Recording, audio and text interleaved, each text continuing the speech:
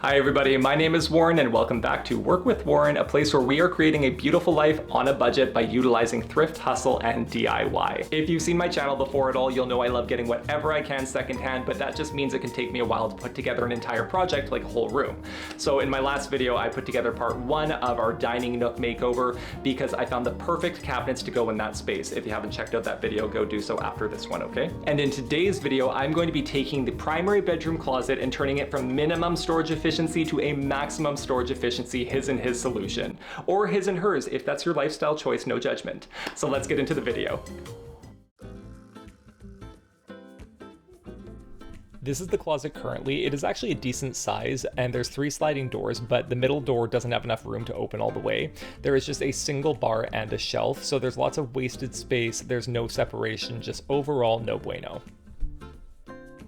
I had the idea to divide the closet into 2 separate sides, and in my mind a wardrobe was going to be the perfect way of doing this. So I started looking for a PAX wardrobe on our secondhand marketplaces, and there's one called Kijiji, which is fairly busy in Ontario, and I occasionally get some really good scores there. So I found this one with 4 drawers and shelving for $80.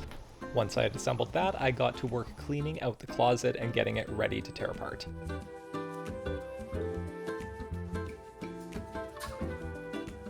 And once all the clothing had been removed, I took the sliding doors off the tracks and removed the tracks themselves as well.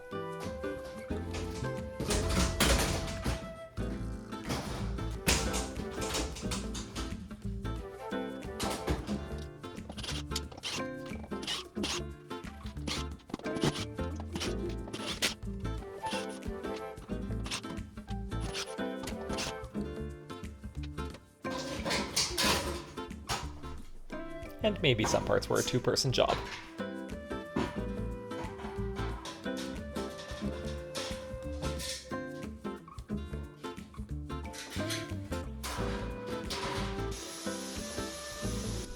Once that had been removed, I took a vacuum and cleaned up all the dust, clearly not having the foresight to realize how much dirtier this project was going to get before I needed to clean.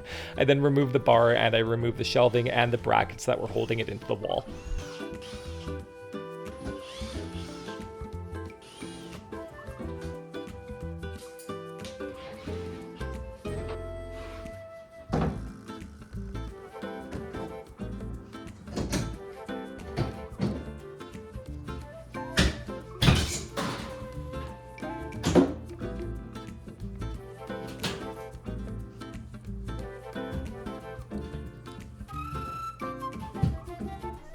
The support boards, which had been holding up the shelf and the brackets, were glued and held into place with these extra long pin nails, which were giving me a little bit of trouble. So I knocked a couple of the boards off of the wall with a hammer, and then I took some pliers and pulled out all of the pin nails that I could.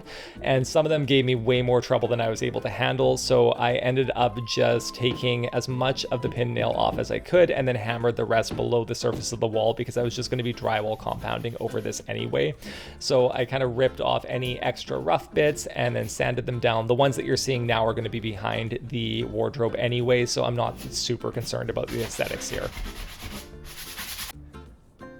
And then I took the drywall compound and filled all of the messy holes that were left behind from this part of the project. And the next step of this project was to remove the baseboard from the back of the closet, and in retrospect, clearly I should have taken a utility knife and cut the caulking before trying to pry it away from the wall. But I just went in with my putty knife to do the job, and I also don't have a pry tool, so I would have used my putty knife anyway, but it definitely didn't look as pretty as it could have.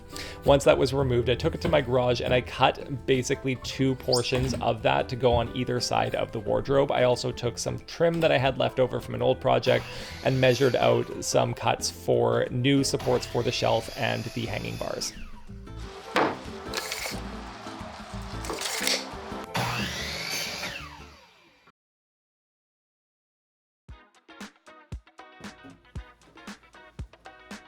Once the closet had been gutted and patched up, it was time to put everything together. So I moved the PAX wardrobe into the closet and took the baseboards, which you just saw me cut up, and I replaced those on either side of the wardrobe. And of course, I did an excellent job measuring, so everything was super snug. And even though I have an air compressor, I chose to secure these to the wall manually with brad nails and a hammer, so that was an interesting choice. And the shelf that had been in the closet before was still fine for that purpose, so I popped that on top of the wardrobe, giving us good storage above for things that we're not going to use that often, and then a lot more storage below. Once this was done, I secured the PAX wardrobe to the wall with drywall anchors and screws.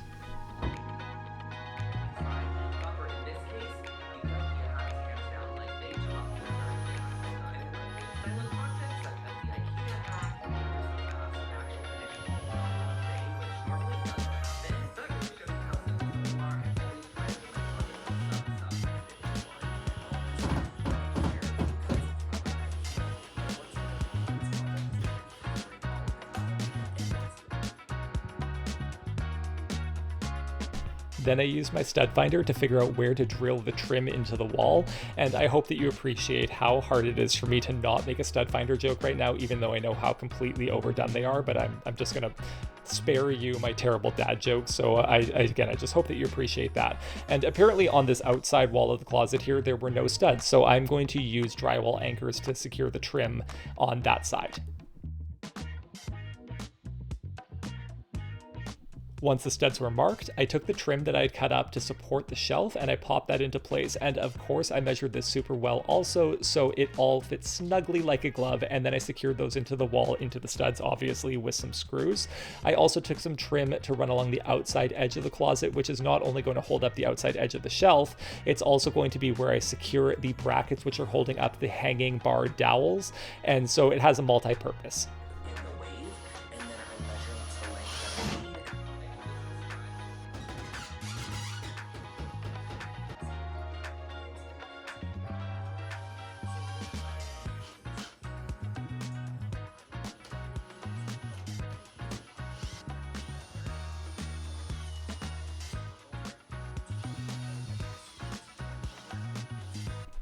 And I apologize because apparently I don't have footage of me patching and caulking the baseboards or me cutting these oak dowels, which I'm using as hanging rods, down to the length that I needed. But I picked up these oak dowels for $10 each, and then I just wanted to get them in position here and measure to make sure that there is space for everything and like a little bit of room underneath to put stuff on the floor.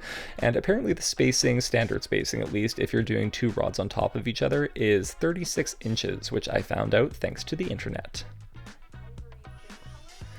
And the bracket placement for the lower hanging bar was not over a stud, so I did need to put up a piece of trim there as well. Even though it's not supporting the shelf, it really is just there for the bracket.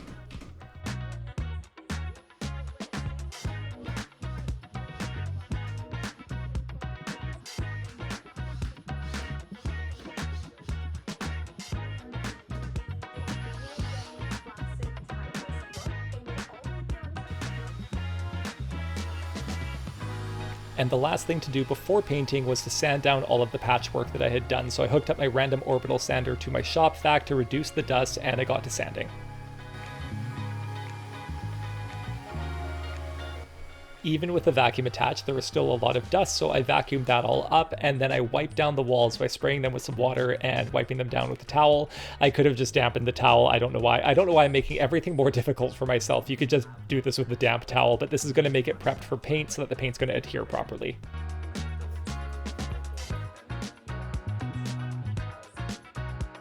And now it's finally paint time, and this is my favorite, not because I enjoy painting that much, but because it's easily the most impactful because it brings the whole project together. So I'm using cracked pepper, which I believe is Benjamin Moore's color of the year from 2023. It was somebody's color of the year, and I just really wanted a dark cave-like bedroom, and so, spoiler alert, this color didn't just go in the closet, but you'll have to stick around to see how that turned out in the bedroom.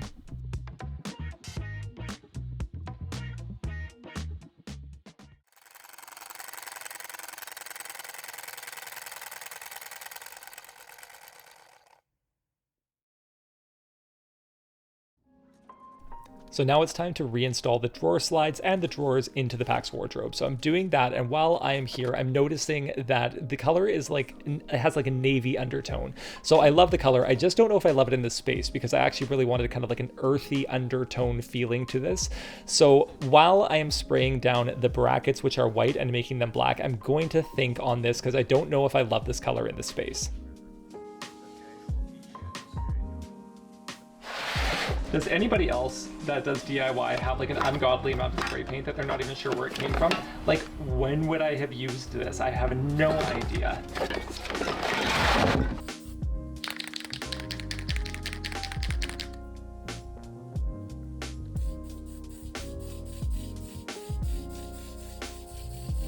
This was not going as planned. It ended up coming out very unevenly and was super chunky by the time I got it all covered, so I wiped them down and started again with a new can.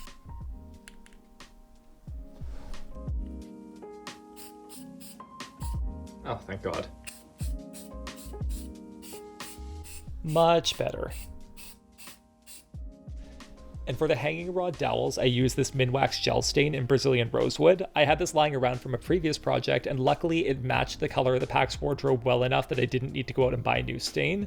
I do like this product. It's super easy to use. You just wipe it on and wipe off the excess. If you are interested, I can leave a link in the description below. And now I'm just measuring out the placement for the dowel brackets before installing them.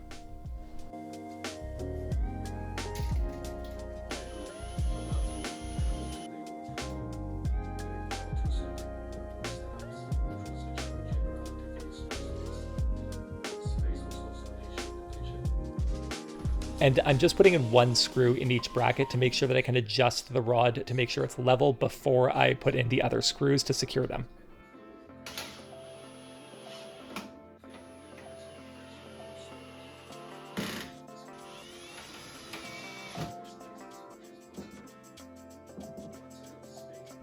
Once I had successfully installed the first bracket and dowel, I went ahead and did the other three.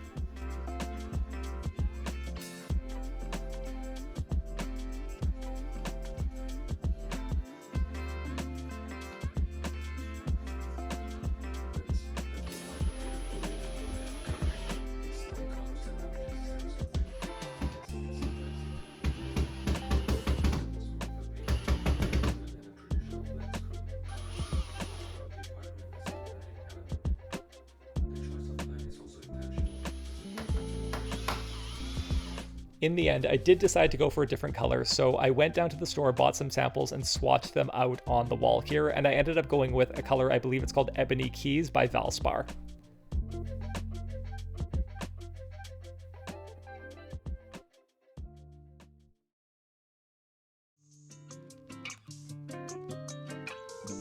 Alright guys, I'm super excited now. This is the reveal. Just to remind you what the closet looked like before, it was just a single bar and a shelf, not an efficient use of space at all, and this is what it looks like now.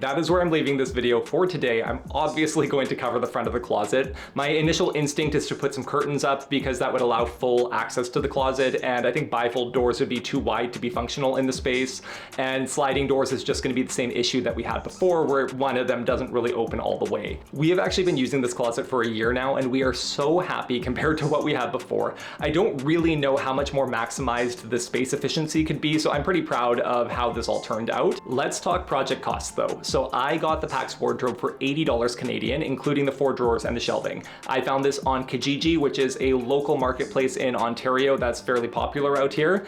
I don't know how I could have gotten a better deal on the wardrobe, so I'm super happy with that. The 4 hanging bar dowels were $10 each, so there's $40, and the hardware to hang them with was $5 each, so there's $20 there.